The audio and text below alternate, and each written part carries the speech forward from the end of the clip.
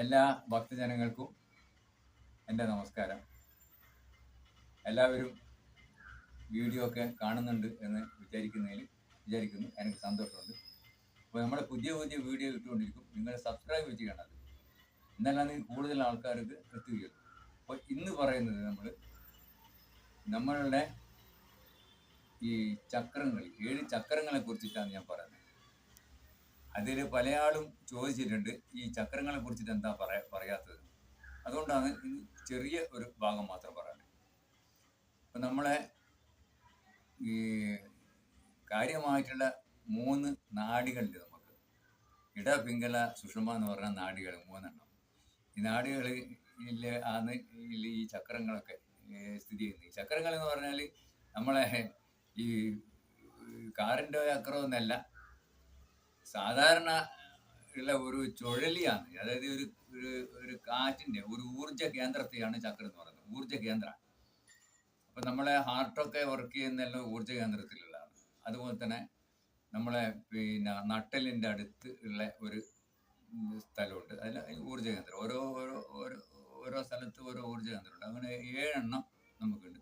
അവസാനം നമ്മൾ തലയിലുള്ളിൽ വരുമ്പോഴാണ് ഈ സഹസ്രാര ചക്രം എന്ന് പറയുന്നത്. അപ്പം നമ്മൾ ഇന്ന് മൂലാധാര ചക്രത്തെ കുറിച്ചിട്ട് ഒന്ന് പറയാം. ഞാൻ പറഞ്ഞ നട്ടലിൻ്റെ അടിയിലാണ് ഈ മൂലാധാര ചക്രം ഉള്ളത്. അവിടെ ഒരു ഊർജ കേന്ദ്രമാണ്.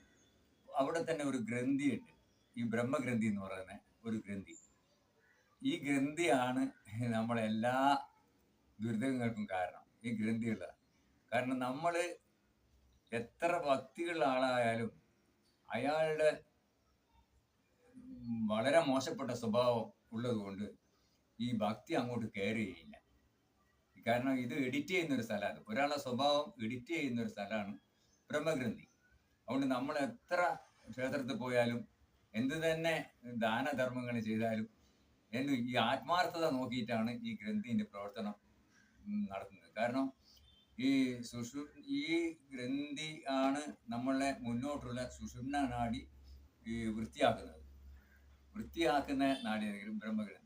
അപ്പോൾ നമ്മൾ മോശം സ്വഭാവമാണെങ്കിൽ ഈ ഗ്രന്ഥി നമ്മളെ വൃത്തിയാക്കാൻ സാധിക്കില്ല. നല്ല സ്വഭാവവും നല്ല പ്രവൃത്തിയും എല്ലാം മനസ്സ് ക്ലിയർ ആകുമ്പോൾ മാത്രമാണ് ഈ ബ്രഹ്മഗ്രന്ഥി പ്രവൃത്തി. അതുകൊണ്ടാണ് ചില ഭക്തന്മാർ 100 കൊല്ലം പല സ്ഥലത്ത് പോയിട്ടും ആധ്യാത്മികമായിട്ട് പല സ്ഥലത്ത് പോയാലും ഈ ഗ്രന്ഥിയുടെ പ്രവർത്തനം ഗ്രന്ഥിക്കറിയാം ഇയാളെല്ലാം പോകുന്നത് ശരിയല്ല എന്നുള്ള രീതിയിൽ. അതേ സമയത്ത് ഒന്നും ഇല്ലാത്ത ഒരാൾ എന്തെങ്കിലും ചെറിയ പ്രവൃത്തി ചെയ്യുമ്പോൾ തന്നെ അത് ആത്മാർത്ഥത ഉള്ളതുകൊണ്ട് ഈ ബ്രഹ്മഗ്രന്ഥി പ്രവർത്തിക്കുകയും ഇയാളുടെ ശക്തി, ഊർജം മേലോട്ട് പോകാൻ അനുവദിക്കുകയും ചെയ്യും. അങ്ങനെയാണ്. അപ്പോൾ അതിനെ പറ്റിയിട്ട് കുറേ പറയാനുണ്ട്. അപ്പോൾ ഇന്ന് ഞാൻ ഈ ബ്രഹ്മഗ്രന്ഥിനെ പറ്റിയിട്ട് മാത്രമേ പറയുന്നുള്ളൂ. അടുത്ത ക്ലാസ്സിൽ, പിന്നെ ഇത് ക്ലാസ്സായിട്ട് എടുക്കുകയും ചെയ്യും. അടുത്ത ക്ലാസ്സിൽ ബാക്കി ഞാൻ പറയാം, ഇതെങ്ങനെയാണ് ഈ പ്രവർത്തിക്കുന്നത്, മേലോട്ട് പോകുന്നത്, സൂക്ഷ്മയിലൂടെ മേലോട്ട് പോകുന്നത് എന്ന് പറയാം.